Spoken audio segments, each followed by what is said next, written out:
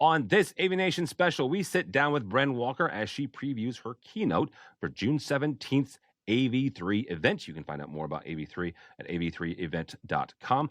She'll be talking about the mobile experience and personal AV experiences. All that and more next on this AVNation special. The network for the AV industry. What are you listening to? This is AV. This is AVNation. This is AVNation. This is an AVNation special, previewing AV3 with Bren Walker.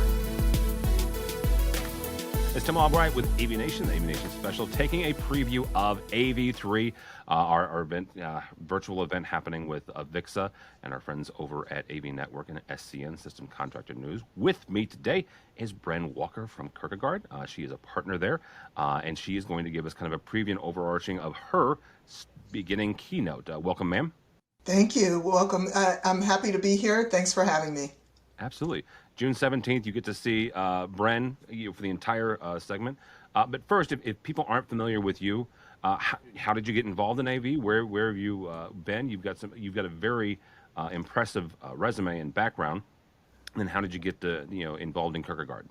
Thank you very much. I'm a relative latecomer to AV in that I've been at Kierkegaard for just 8 years. Some of my colleagues have been at the firm for 20 and 30 years. This is a field that's highly specialized and people tend to stay, particularly if they get to work in the performing arts as we do. I began my career working in the music industry. I spent a decade working at labels like Island, A&M, and Virgin Records. I was an artist and repertoire director, so it was my job to be a talent scout. I went out, found bands, and made records and toured quite a bit. So I've been in a lot of venues. I've had a lot of experience with venues. I've had a lot of stripes from touring experiences and being on the road and dealing with AV systems. And after I spent 10 years in the music industry, I spent a decade working in Silicon Valley. I started a digital music startup. My first client was Napster. I also worked with MySpace, Facebook, and a number of different platforms on digital music integration. Did e-commerce initiatives, and spent some time working in mobile apps. So I produced the first mobile app that was advertising supported in Apple's store.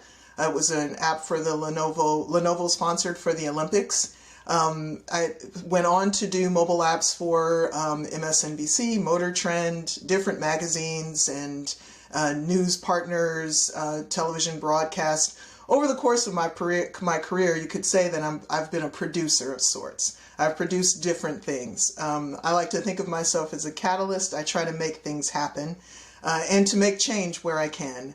I joined Kierkegaard in 2013 as a strategist to help them with the change in ownership from the namesake Larry Kierkegaard to the next generation. And that turned into an examination of what that business was all about. That business was founded on working with symphonies and with the schools of music on concert halls and venues that were natural acoustic. Some of my colleagues might even say that there was a period of time where AV systems were a necessary evil that they tolerated. Now, everyone recognizes that we're a generation of digital natives coming up now. Our generation, those of us who are professional in the field, if we haven't taken to what's going on with technology, we're finding ourselves left in the rearview mirror. So we have to be forward-looking to be in this field. And technology is dominating what's happening in the performing arts in terms of the future and innovation. It gives us the most potential for what artists can do next within a space beyond the four walls of the architecture. So I've spent my time at Kierkegaard moving the firm into spaces and projects that have more technology in them, where we work to complement the natural acoustics. They're still going to be as great as they ever were for performing arts spaces, but to expand beyond that and to define the venue beyond the physical venue. So we're focused on the digital venue. That's the 2D experience of live streaming and video, and the 3D venue, which is virtual augmented mixed reality. Well, and talk about that for a second, because it's a fascinating time to be here, right? We've all kind of experienced different intersections and different important times and keystones in our careers. This is another one, right? Where you mentioned the fact that the digital natives are coming up. These folks, Generation Z, whichever generation, but these are the folks who have grown up with the internet. These are the folks who've grown up with mobile devices. They are in the workforce right now, right? And they're becoming more and more decision makers. The topic of your keynote is the what's next for AV, right? The future of pro AV. Talk about where that takes us, right? This digital, this intersection between augmented reality, virtual reality, and these spaces where 10, 20, 30 years ago, you're right, it was nothing but acoustics and acoustical, and now we're incorporating more and more technology, but also more and more technology that's personal, right? That gives us a personal kind of experience. What do you see kind of the next generation or the next evolution of pro AV? Sure. So there are a couple of things at play. The first is that, you talk about mobile devices. The one of the critical things I think mobile devices have done is it's put filmmaking in your pocket. So one of the biggest pop artists of our time, Billie Eilish, she writes visually. She writes from a visual mode, and her songs are created from that visual mode. Her generation can make a movie today in their pocket. So we have to be able to support that in terms of helping them take it to the next level. The other thing that comes with that device in the pocket is the personal experience of experiencing things how I want to, the way I want to. So if I'm in a particular room and I want to share something from that room, whatever I see, the venue is, and the venue operator, it's in their interest to help me do that. It's in their interest to compel my use of social media because it expands their brand while I'm expanding my own personally.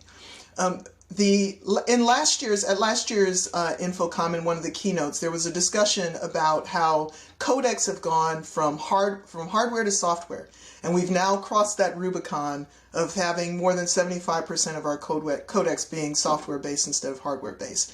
That's part of what attracted me to coming into this field because I came from a programming standpoint. So when I think about codecs being software-based and our jobs not being so much about picking physical devices, but rather designing experiences, the last year has shown us that we have inequities in terms of the way people experience things in our society. And technology can be an inhibitor or it can be an accelerant in terms of breaking down those divisions that we see. Part of what I'm going to address in my keynote is around inclusive design and what it means to do inclusive design. This is not a demographic thing. This isn't about, what color your skin is or what your gender is. It's about how we think about spaces, how we think about design, and making sure that everyone has an opportunity and accessibility to that space and to the systems that undergird that space. Getting at inclusivity, in my view, addresses how we in our field can come at the social problems at what is for us a very mechanical level and practical level in terms of how we design projects, but can have a bigger impact in terms of how people feel when they come into a space. For people to feel like they belong there, we can actually design systems that help people get that sense of belonging. And I think that the moment is upon us to do so, particularly if we want to avoid commodity. If we want to avoid what we do becoming commoditized and people simply looking at the cost per bit of metal, the best way we can do that is to shape experience. That's actually a really, really great point, is shaping the experience. Before we get out of here, I want to highlight something you said, and that's this last year has really kind of highlighted and put a spotlight on some of that technological inequities, right? Talk for a second about not just what AV can do, but quite frankly, as society at large. I'm not going to talk globally because different, geopolitical and each country is different. You and I live in the U.S., you're in Canada. Both of our countries, both countries can do different things, but from a local community level, right? I'm in St. Louis, different. In St. Louis is one of those places where there's as much rural as there is, city, dwelling, and then everything in between. what can local communities do to kind of overcome some of those technological inequities and to help those folks who don't have that connection, who don't have that connectivity, or don't have access to certain technologies? I think that it's really with local communities to shift their priorities. You know, in the 20th century, the early part of the 20th century, you had these titans of industry in steel, oil, across manufacturing. Yeah. And wherever they were, they said, in order for us to be a real city, we've got to have a symphony and an art museum and an opera and a ballet. Today, the 21st century version of that is ubiquitous high-speed internet for everyone and high-speed transportation that gets people from point A to point B across a metropolitan area. So local communities, really the onus is upon them to shift their priorities and treat internet access the way we treat electricity and water, and to set the priorities at your city government to solve that last mile problem. Then there are some bigger issues we can get into in terms of how larger corporations could help us solve the last mile. But I think we're going to have to see what happens in terms of some changes at the FCC in order for that to go down. Absolutely. And that's another conversation that you and I can have all day long. Mm-hmm. And I would start about mesh networks, but... Well, mesh networks and citywide internet and all that. I mean, there's a lot that we could go down, and it's a fascinating conversation to me. But yeah, absolutely.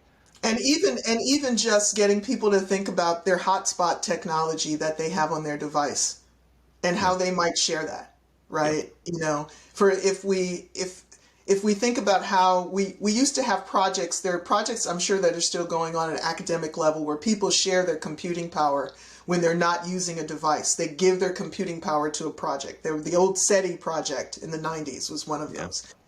The same thing could be happening with broadband access, where if we have excess access, we share that with other people so other people can get online and get past that last mile problem. That's a fascinating conversation. Bren, thank you so much. We'll get to see Bren in all of her glory for an hour on June 17th at the AV3 event. You can go by the website AV3event.com. But if they want to connect with you, either beforehand or afterhand or even during, how do they connect with you, ma'am?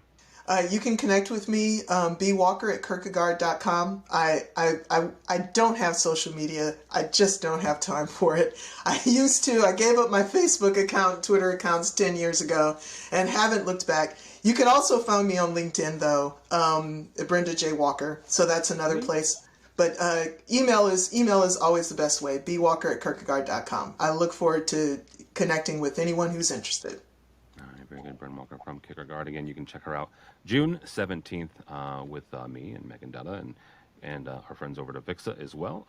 June 17th is the AV3 event, AV3event.com. You can register completely free. We don't have the CTS RUs quite yet. They've been submitted, but if most likely somewhere around 5 CTS RUs, probably 4.5, 4.75. So all that and more at AV3event.com, or you can check out us at AVNation, avnation.tv. That's avnation.tv.